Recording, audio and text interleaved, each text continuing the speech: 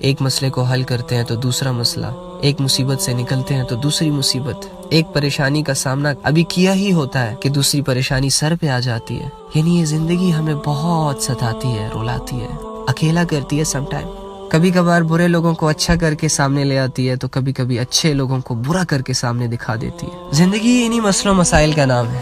زندگیوں میں راحتیں ہوتی، زندگی میں عیش و عشرت ہوتی، تو یقین کرو کہ ہمارے صحابہ اور ہمارے نبی صلی اللہ علیہ وآلہ وسلم پر کبھی بھی کوئی امتحان نہ آتا۔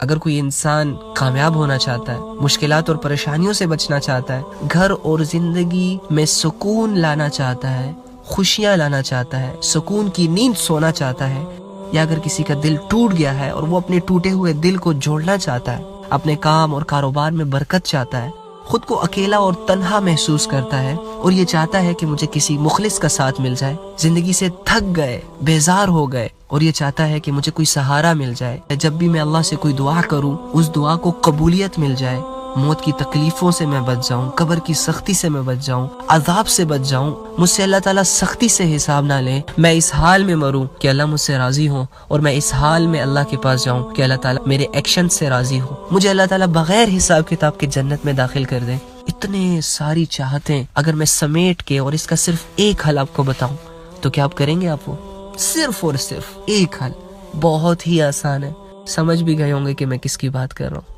میں اللہ کی قسم اٹھا کے کہہ رہا ہوں، اپنے دل کے یقین سے اور دل کی گہرائیوں سے یہ بات کہہ رہا ہوں، 5 وقت کی نماز کو مضبوطی سے پکڑ لو، 5 وقت کی نماز کو کسی صورت بھی قضا نہ کرو، 5 وقت کی نمازوں کو قائم کرنا شروع کر دو، خدا کی قسم اللہ راضی ہو جائے گا، کامیاب ہو جاؤ گے، پریشانیاں قریب بھی نہیں آئیں گی، گھر کی زندگی میں بھی سکون آ جائے گا، اور رات اتنے سکون کی نیند آئے گی، اتنے سکون کی نیند آئے گی کہ صبح بالکل فریش ہو کے اٹھو گے، تمہاری جسم کی ساری تھکان دور ہوئی ہوگی۔ ہاں، جب تم 5 وقت کے نمازی بن جاؤ گے، تمہارا ٹوٹا ہوا دل، خدا کی قسم تمہارے دل کے اگر 100 ٹکڑے بھی ہوئے ہوں گے، اگر لوگوں نے اسے تکلیفیں دے دے کے چکنا چور کر دیا ہوگا اور اتنے ٹکڑے ہو گئے کہ تم خود اسے نہیں سمیٹ سکتے، یقین کرو اگر تم صرف 5 وقت کے نمازی بن گئے نا تو تمہارا ٹوٹا ہوا دل اللہ جوڑ دے گا نماز کی برکت سے۔